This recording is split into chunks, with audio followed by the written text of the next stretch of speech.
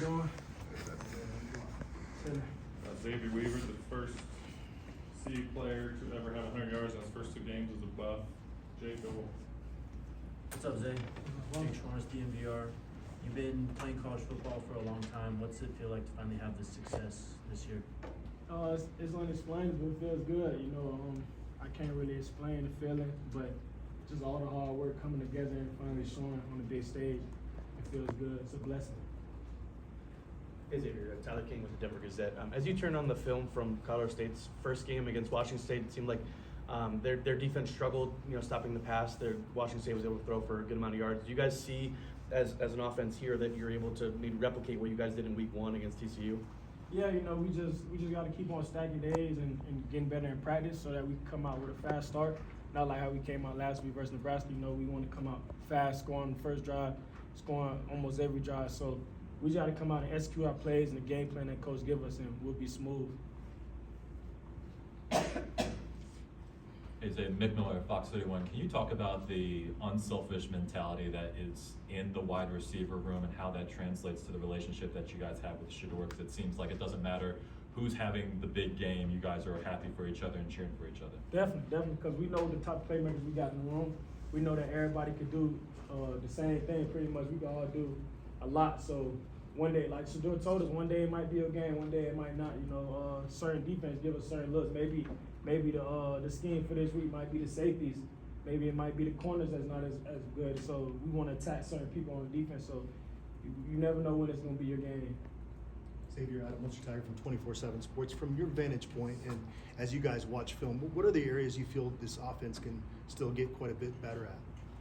Well, I say a lot of things. We practice in the run a lot. We got to establish that run, establish line of scrimmage. Our O-line is doing a real good job at that. We also got to practice more our deep balls. I say we got to practice a lot of things. We're not nowhere near our potential and our standards, so it's a lot more coming.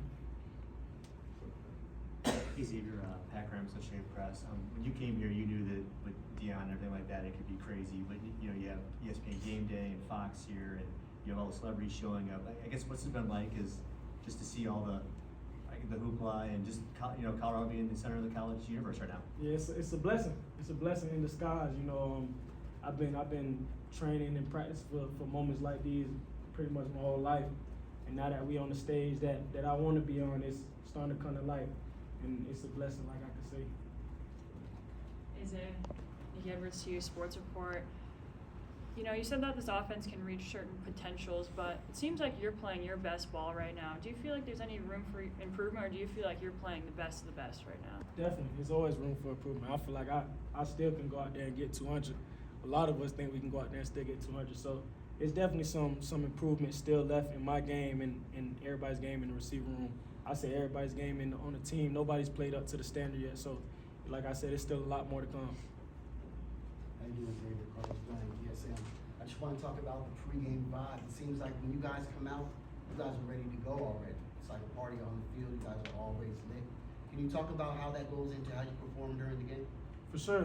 You got to come out with some type of juice, some type of energy. You come out flat, you're going to play flat. So I feel like we always got to come out with that type of edge on our shoulder.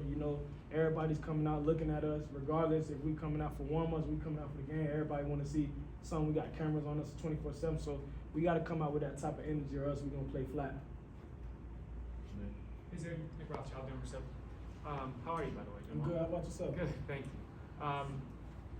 I was wondering, since you played with plenty of quarterbacks throughout your career, if you could just explain it to maybe someone who isn't breaking down film, what makes Shador Sanders such a great quarterback? I say ball placement, his leadership, his attention to details. Like coming out your break, you better know that ball is coming. Scrambling, you better scramble because he's gonna scramble. The play is never dead when you think it's dead. So it's just the little things he does and how he carries himself as a person, as a leader, is different. It's different. Hi, Ariel Orsuto, 9 News. So both coaches now have talked about the fact that this is the first time that 2 black head coaches will face off in this Rocky Mountain Showdown. I just wanted to know, as a black player, is it important to see yourself reflected in your head coach? Definitely. Like you said, seeing myself reflected as the man that's taking out the battle and we going out to play for it is great. We got all these cameras around all the time. So them seeing us, they see him, and them seeing him, they see us. So it's definitely a blessing. Xavier, Ryan Howell from the Daily Camera. You mentioned all the hype that's around you guys. A lot of teams might buckle under some of that, but you guys don't seem to be fazed by that. What is it about the makeup of this team that you guys aren't fazed by all the cameras and all the notoriety? And do you think it helps that you guys have had it all off season? Definitely. I say because we know what we got in the room. We know what we got on the team. You know, maybe the people outside looking in only see YouTube videos or stuff like that. They don't know what we got. So I say that's really what it is. We know what we got, and pretty much people don't. We saw T.O. warming up with you guys, getting ready for the matchup. Obviously, Michael Irvin has been here consistently. As a wide receiver, what does it mean to be able to have these Hall of Fame wide receivers here on campus giving you guys advice, and what have you taken from these guys? That's self-explanatory. You know, you got them type of guys in your room, and you got them type of guys on your back, helping you out every day, just looking up to them, critiquing you on certain little things. You know, you feel like you messed up, go talk to one of the greats. You know, so. It's just amazing just to have them in our room, being able, and they all been level-headed, down-to-earth people. You think like, oh, he in Hall of Fame, he ain't really he think he better. Nah, he just like us. You know, he coming to teach us, coach us up, and stuff like that. You can ask any question you want. So it's a blessing. You can see across 247 Sports. TCU, y'all were underdogs. Nebraska, the game was supposed to be close. This game we're supposed to win by a lot. So what does that change your mentality at all? Not at all. Not at all. We just still got to come out strong, come out fast. We can't come out flat. Can't take no team for granted. You know, every game we're gonna have a big target on our back, no matter who we play. So it could be Alabama we got to play. We got to come out strong. It could be whoever y'all want to say, but we got to come out strong regardless because this everybody's Super Bowl. When they play CU, they want to get this dub because they know the stage that they're gonna be on as well.